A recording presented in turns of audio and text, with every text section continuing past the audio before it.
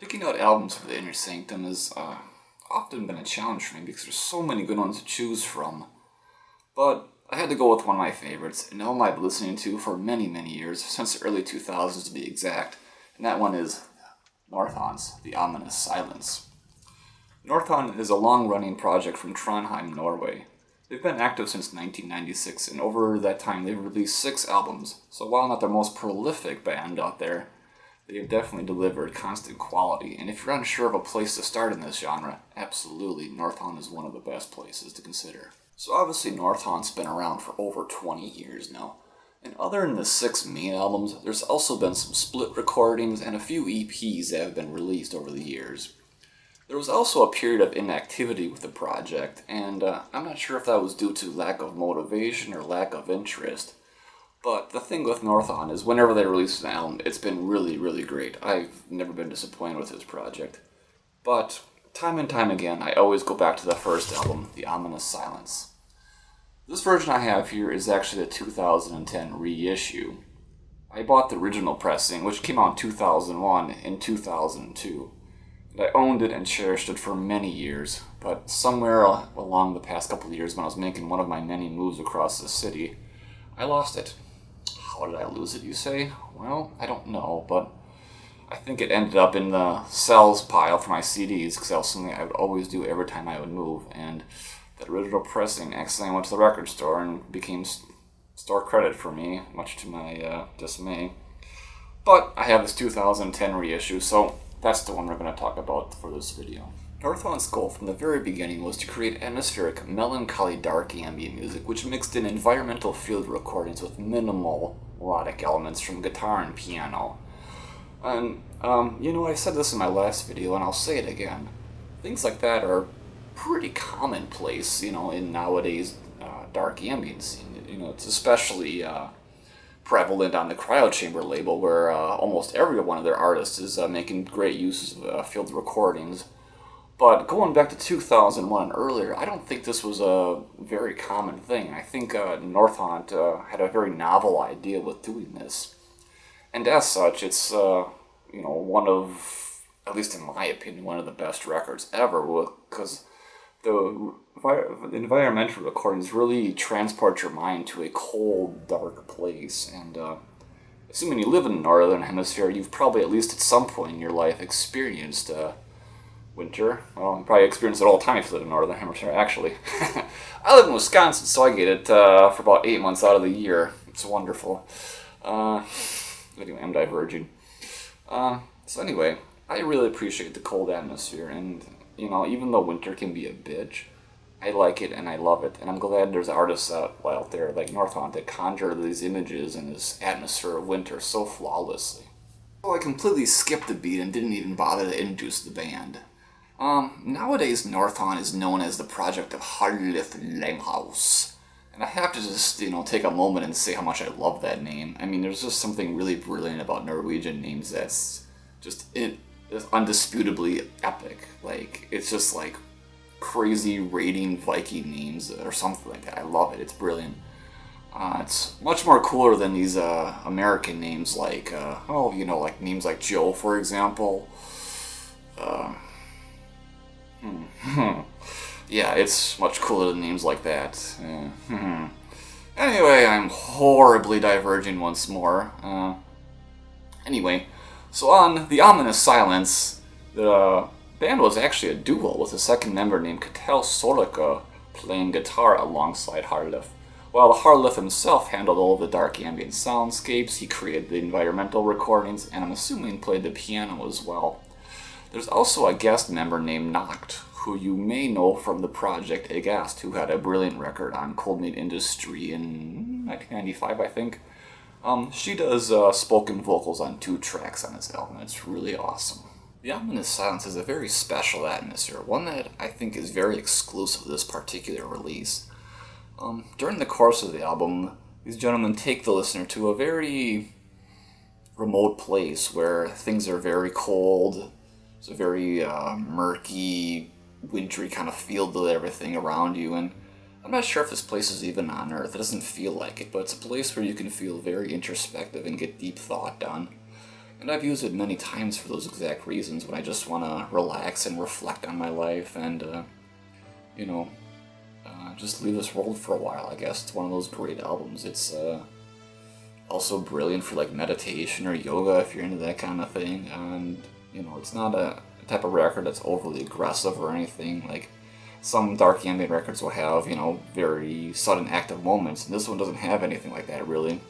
It's all very soothing and very, very atmospheric. That's what I just have to really highlight, just how atmospheric it is. How you can just, if you've ever walked through a forest on a rainy or a snowy day or anything, you know, if you've ever just really experienced nature, this record really just really gives off that vibe. It really feel it. It really transports you there, and that's special. That's one of the things I really love about music.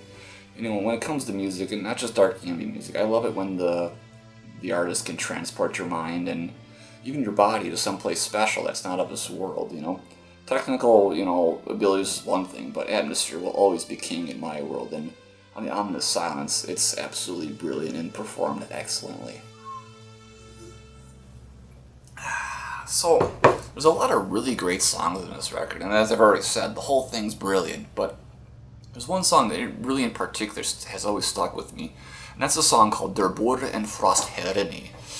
How's that pronounced again, Google Translate?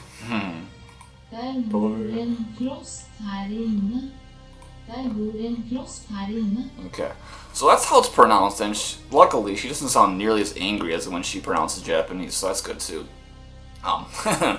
What I really like about this song is it opens with this just really melancholy guitar, this acoustic guitar melody, and for the first minute and a half too, it's really just one of the many tracks on the album that really takes you someplace special. It feels like someone just really, you know, like pouring out their soul, and just someone really was in need of help. It's very melancholy, it's very dark, it's really special. I don't know how to even put into perspective. It's just something that really resonated with me the first time I heard it. And every time I heard it since then, it has that same effect, you know, and, you know, that's a sign of, like, really, you know, something, you know, special with music. Not many albums do that, and that's, you know, something about this album that's always stuck with me is that it has that effect on me.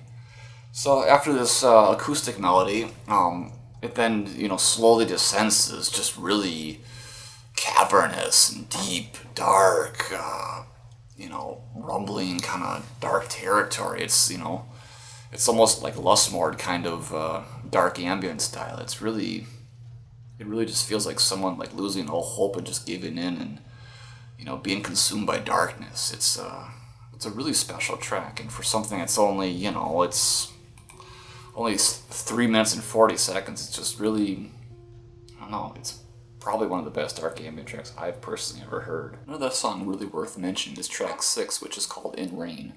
It's a pretty simple song. It's under 2 minutes long. It's just a piano melody, a very melancholy piano melody mixed with the sounds of rain. And again, very atmospheric, very moving, and it's just a really special track. You can also mention songs like track 8, which is called Pain is Better. It's similar to Derbour Frost, where it has the acoustics mixed with the dark ambient characteristics. It's not as strong, but still a really great track. I can't help but mention the opening song, Might in Misanthropy, which is almost 13 minutes long. It's mixes in some more melodic synth passages, which actually remind me of early Mortis recordings, but with the additional field recordings, which, you know, makes it a bit different. But it definitely has that Mortis kind of vibe to it, and could very well be that's why I fell in love with this album originally, because I do recall that being the very first song I heard from this album. And yeah, I mean, it's 10 songs long, and it's just, you know, there's very little fault on this recording, and it's just it's great. So as mentioned earlier, I only have the 2010 repress on Cyclic Law Records. Because, well, yeah, I either accidentally sold or lost the original Fluttering Dragon press set from 2001 that I bought in 2002. And I'm still grieving the loss of it, but I guess I'll get over it someday. So anyway, I just wanted to show you what the repress looks like in case you do not own it. So it comes in this slipcase. It's kind of bigger than a normal case, so it may not sit on your CD shelf. You may have to put it in the top of your shelf. Well, I'm not pointing very well, but it's over there. I put all my bigger size CDs. And it comes in a slipcase. And then the CD itself comes in a slipcase as well, with the track listing in the back and a photo on the other side, which is something in Norwegian. I couldn't tell you what. The CD itself is pretty normal looking. Northaunt, the Ominous Silence, 30-second cycle. It also comes with these 3 cards. Oops. Blah, blah. It's a picture of a statue and some brushy matter out in a forest on a foggy day. Very cool looking. I'm assuming these are all of Harlow's photography because he's quite an accomplished photographer. And what I really like about these images, it really goes well with the whole atmosphere of the album. It really it gels well perfectly with it. Some really awesome icicles here, and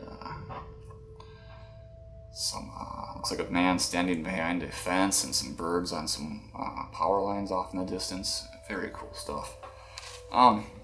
This version is super cool, but the original version had a normal booklet and some more photography, lyrics, more information about the band and everything, and I do miss it, but well, I mean, this is what I have now. I'm not going to pay like $20 or $30 to try to get an original pressing, you know, so it is what it is. But this new version also has a bonus track called The Funeral Inside and a video file for one of the songs, so you gotta pick and choose what you want, I guess. And also, it's worth mentioning that this version is remastered too, so yeah. So one more small little story to conclude this little talk about of Northaunt is back between 2000 and 2004, I was going to college for graphic design, and one of the requirements for graduation was to create a CD-ROM like portfolio to showcase our artwork and then show to potential, job people who would come and sort of attend this assembly where all of our work would be on display on computers. And, I guess some people would get handed business cards, some people did get hired right on the spot. I wasn't so fortunate because I guess maybe my work was not what they wanted. They were probably looking for something more with a normal business aesthetic, whereas mine had more of a dark, gothic kind of feel to it. And probably didn't help that I had long black hair and had a very black metal appearance at the time too. But anyway, my portfolio, I included various songs from dark ambient artists, and in the splash page I included a song from Northaunt. I included the song Derbour Frost Had Any. So basically as soon as someone would open up the project, that would be the song they would hear. And just to prove to you that I'm not full of shit, I'm going to show you right now too.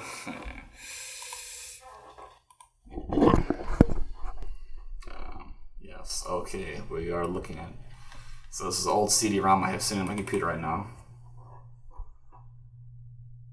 You can see right, well, you can't probably see that well, but it says 2004. Aha.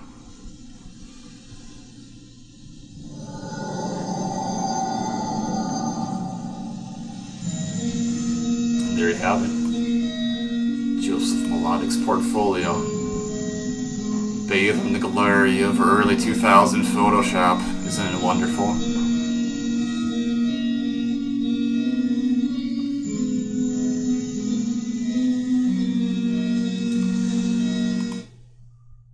Other music on the other pages? That I can't tell you. Well, it's probably one. Oh, look at that. Well, I guess I did. Oh, there you go. So I had music provided by Northaunt, Dawn, and Dusk Entwined, Sephiroth, Dream Into Dust, and Svartson. So, yeah, I mean, it's just one of the many things I can show off that proves that I've been in dark ambient music for a really long time. That's going to conclude this little talk about on Northaunt and my graphic design and past, so I hope you've enjoyed it. I got a little something else to talk about after this, so don't go anywhere. Oh shit, I'm pointing again.